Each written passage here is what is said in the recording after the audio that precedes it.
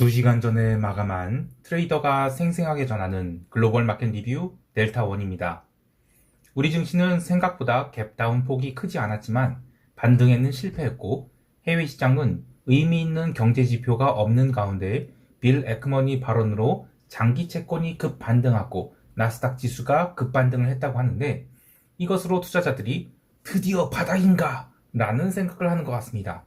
결론만 이야기하면 바닥 아니라고 보고 있으며 하락장에서 나올 수 있는 자연스러운 변동성으로 보고 있습니다. 이런 시장 어떻게 대응해야 하는지 이야기해 봅니다. 먼저 아시아 세션 갑니다. 우리 증시는 간만에 외국인들이 파생시장에서 중립 혹은 약상방위 포지션을 잡았는데요. 현물시장에서는 매도 흐름이 이어졌지만 옵션 시장에서는 지난주에 이어 계속해서 이 구간에서 하락을 방어하는 합성 선물 매수 포지션이 쌓였습니다. 현물시장에서는 삼성전자도 그렇지만 SK하이닉스의 외국인 매도가 나왔다는 것이 조금 걱정인데요. 제가 중요하게 생각하는 것은 결국에는 시장의 방향은 현물이 결정한다는 것입니다.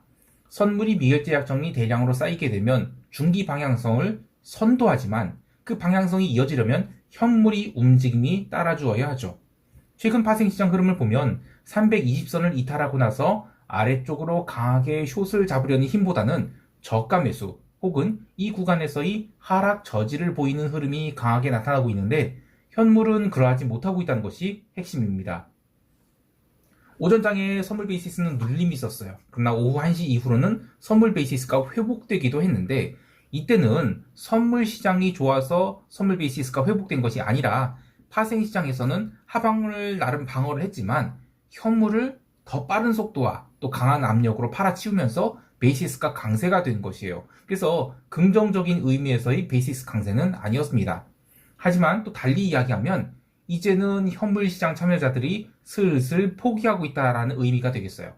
파생시장은 가만히 있는데 현물만 던지고 있는 것이니까요. 옵션 시장에서도 콜옵션이 롤링다운 해지가 계속됐습니다. 이제 상단 레인지를 330선까지 닫아놓았는데요. 사실상 종합주가지수 2400포인트 이상은 10월에 한해서는 이제는 회복하기가 어렵겠다라고 보는 것 같습니다. 반면 풋옵션은 의미 있는 미결제 약정이 거의 늘어나지 않았는데요. 이것은 지난 10월 20일에 시장이 하락할 때 이미 큰 규모의 롤링다운 해지가 있었기 때문에 이 정도 레벨에서는 시장 상황을 좀 더 지켜보겠다라는 의미가 있는 것 같고 또 한편으로는 글로벌 변동성 고점이 아직 나타나지 않았을 수 있기 때문에 함부로 풋옵션 미결을 늘리지 않겠다 이런 의미도 있는 것 같아요. 시장이 힘없이 슬슬 미끄러 내려가고 있는데 이번 주에는 해외 시장 이벤트가 많죠. 빅테크의 실적 발표도 있지만 ECB의 그 금리 결정도 있습니다. 사실 우리 시장의 흐름과는 큰 관계가 없는 이벤트들이죠. 그런데 우리 시장이 투자 심리가 약할 때는 해외 시장의 이벤트에 따라서 갭이 크게 나타난다든지 장중에 추세가 나타난다든지 전체 추세, 그러니까 하락세에 반하는 급등이 나올 수도 있어요. 그러한 기회를 이용해서 유리한 자리에서 숏 포지션을 취하는 식의 대응은 전체 성과를 높이는 데 도움이 됩니다. 이따가 부연하겠지만 빌 에크먼이 그 숏 커버 트위스로 지수가 상승했다고 하면 그것은 오히려 좋은 숏이 찬스가 되는 것입니다. 다만 전체 변동성이 올라와 있기 때문에 일방적 추세 추종보다는 장중에 큰 폭의 흐름이 나타나면 중간중간에 익절을 하는 것이 좋겠습니다.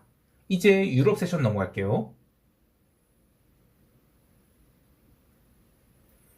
유럽 증시는 지난주의 약세 흐름을 초반에 이어가면서 채권 시장이 손절매와 함께 유로스탁스 50 지수도 4,000포인트 초반까지 하락한 등 분위기가 살벌하게 움직였습니다. 하지만 기술적 저점을 확인한 뒤 꾸준한 저가 매수가 들어오면서 미국 세션 개장한 무렵에는 본격적인 반등이 시작되었는데요. 여기서 투자자들이 신경을 써서 봐야 할 부분이 있습니다. 어제 대부분이 외신들에서 빌 에크먼이 미국 장기 채권에 대한 숏 포지션을 커버하였습니다. 라는 그 트위트, X죠. 그 발언을 전하면서 그것으로 시장이 바닥을 쳤다라는 이야기를 하고 있는데요. 물론 에크먼이 트윗을 날린 시간은 한국 시간으로 저녁 10시 45분이에요. 그런데 숏을 언제 커버했는지에서는 사실 누구도 정확히 알 수 없죠. 자, 그런데 시장의 흐름을 보죠. 트레이더들이라면 장중에 어떤 흐름이 나타나는지를 본능적으로 알아야 돼요. 이게 에크먼이 숏을 커버한 것인지 누가 뭘 했는지 모르겠지만 그 흐름을 보자는 얘기입니다. 자, 유럽 세션 개장 후에 2시간 동안 주가도 빠졌죠. 또 유로존 장기 채권도 그리고 미국 그 국채 선물도 강하게 빠집니다. 이건 거의 뭐 스탑로스였어요. 그런데 그게 반등한 시간이 한국 시간으로 오후 7시 반부터예요. 먼저 채권이 반등했고 그 다음에 주가도 조심스럽게 반등을 시작해서 유로존 채권은 미국 세션 시작 전에 이미 전일이 눌림을 모두 회복한 상태였습니다. 그러니까 굳이 에크머니 트윗이 아니다 하더라도 채권 시장에서는 충분한 기술적 반등이 나올 수 있는 자리였다는 것이죠. 뭐 물론 에크머니 사서 그런 걸 수 있고요. 자, 또 하나 채권 시장에서 볼 흐름은 미국 국채가 에크머니 트윗 이후로 강력하게 반등한 것과 달리 유로존 채권은 먼저 반등이 나왔다고 했죠. 그래서 미국 국채가 랠리를 보인 동안 유로존 채권은 추가 반등이 얼마 나오지 않았어요. 즉 일시적인 반등이 나온 것은 뭐 기술적으로도 자연스러운 일이 되겠지만 그것으로 인해서 뭐 채권 시장이 바닥을 쳤다라고 보기에는 조금 무리가 있는 것 같아요. 여전히 그 채권 변동성인 무브 인덱스가 지금 130포인트가 넘는 초고변동성 장세를 유지하고 있거든요. 그래서 그에 걸맞는 그런 채권 시장 급반등이 나왔다. 이렇게 보고 있습니다. 상품 시장에서는 기름이 장중에 마이너스 3%가 하락하는 등 급락이 나왔어요. 근데 이것은 지난주까지만 해도 이스라엘 하마스 전쟁 이슈가 시장을 지배하고 있었지만 주말 사이에 별다른 의미 있는 액션이 없었죠. 그래서 좀 차익 실현이 나온 것 같은데요. 자, 문제는 전쟁 이슈로 기름이 급반등한 것이 10월 9일 월요일이에요. 그리고 그때 이제 84달러로 올랐죠. 이 자리를 깨고 내려간다. 그러면 시장은 이 기름이 펀더멘털에 의구심을 가지기 시작하는 것이라고 봐야 돼요. 지난 8월 이후로 기름이 굉장히 센 랠리를 했잖아요. 근데 그 배경에 여러 가지가 있겠지만 9월 28일에 기름이 고점을 찍고 급락했을 때 이유만 생각해 보자고요. 결국에 이 펀더멘털, 그러니까 고유가를 이겨낼 수 있는 뭐 혹 미국은 경기가 좋다고 하니까 미국은 몰라도 글로벌 수요는 따라가지 못한다는 겁니다. 그래서 급락이 나왔다라고 보는데, 그래서 브렌트 기름이 종가상으로 90달러 깬다. 그러면 저는 확실하게 기름이 시세가 끝났다라고 볼 수 있을 것 같아요. 아직은 안 끝났어. 그 시세, 브렌트는 90달러 이상이에요. 자, 이제 미국 세션 넘어갈게요.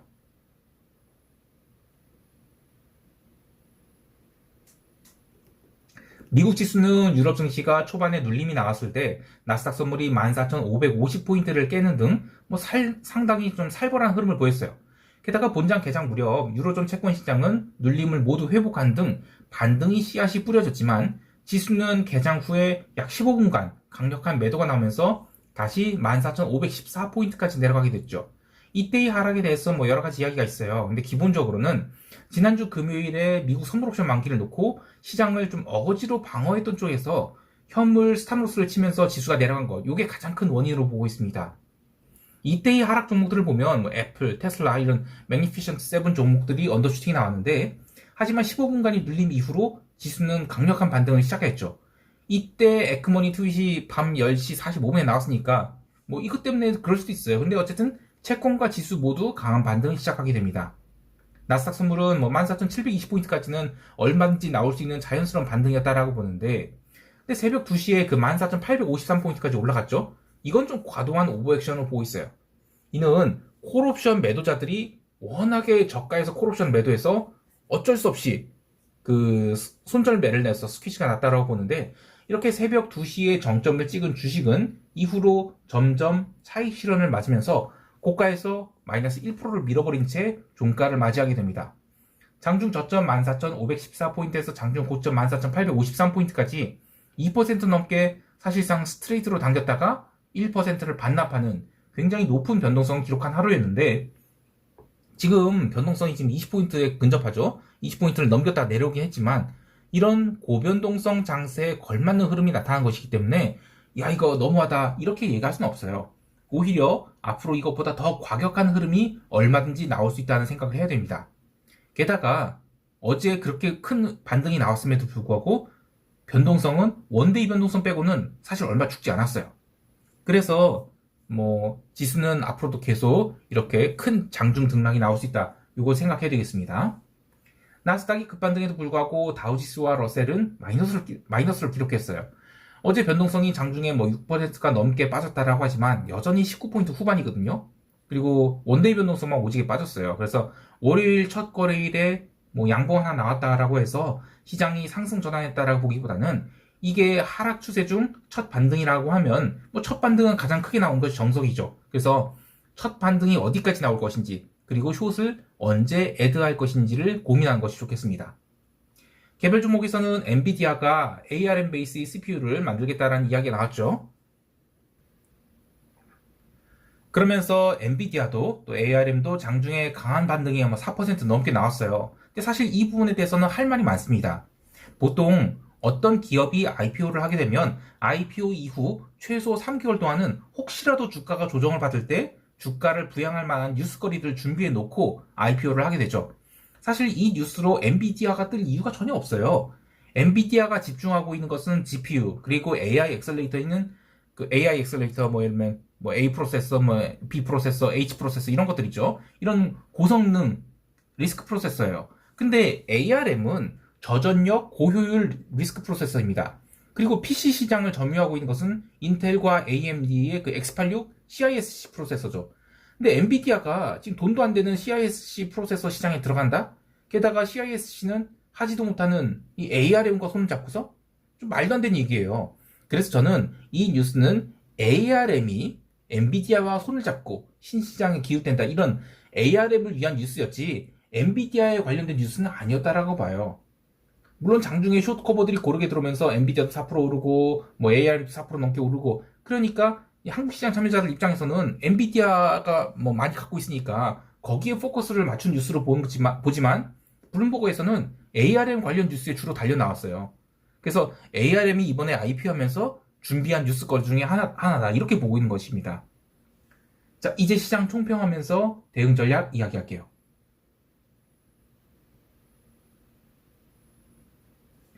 우리 증시는 장중에 등락은 거듭할지라도 결국 종합주가지수 2300을 향해서 뭐 천천히 가느냐 빠르게 가느냐 뭐 등락을 여러 번 하면서 가느냐 이런 갈림길이 있을 뿐이지 지수를 강하게 반등시킬 만한 요소는 없다라고 보는데요.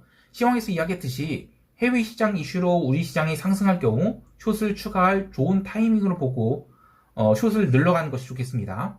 우리 시장이 상승하려면 이머징에 대한 매수 수요가 살아나야 되는데 연말까지 이머징의 롱을 담으려는 수요가 사실상 뭐 전혀 보이지 않고 있죠. 게다가 피어그룹인 대만 증시가 지금 살살 망가져가고 있다는 것도 걱정이 되는 요소예요. 다만 변동성 20포인트를 놓고 이 장중에 거친 등락은 뭐 얼마든지 나올 수 있기 때문에 고변동성 장세를 이용해서 숏 포지션을 탄력적으로 수량 조절을 한다면 성과를 높이는 데 도움이 될 것 같아요. 해외 시장에 대해서는 나스닥 숏 포지션 하나 더 청산해서 이제 4개를 보유 중인데요. 지수가 급반등을 했는데 14,900포인트 근접한다? 그럼 또 숏을 늘릴 겁니다. 사실 14,900포인트 뭐 일각에서는 15,000포인트 얘기도 해요. 근데 거기 갈지 안 갈지도 궁금합니다만 여하튼 올라오면 또 숏을 늘릴 것입니다. 그리고 이번 주는 숏을 쌓았다가 익절을 한 정도로 이제 반복하는 것으로 대응할 것인데 이번 주 핵심은 이 빅테크 실적 그리고 20이에요. 그동안에 이 달러 강세가 끝날 것인가에 대해서 투자자들이 굉장히 고민하고 있는 것 같아요. 그래서 이 부분에 집중할 것이고요. 엔화 옵션 같은 경우에는 뭐 계속 말라붙고 있어서 아무래도 이건 돈 되긴 글렀다라는 생각이 들어요. 근데 어차피 옵션이 특성상 다운사이드 리스크는 제한되어 있고 업사이드 포텐셜은 열려있는 상품이기 때문에 뭐 추가 매수는 안 할 겁니다. 이번 만기까지 보도록 하겠습니다. 오늘도 성공 투자하시길 바라고요. 이제 변동성이 높아져 있거든요. 그 변동성에 잘 적응하셔서 적극적인 트레이딩 하실 수 있길 바랍니다.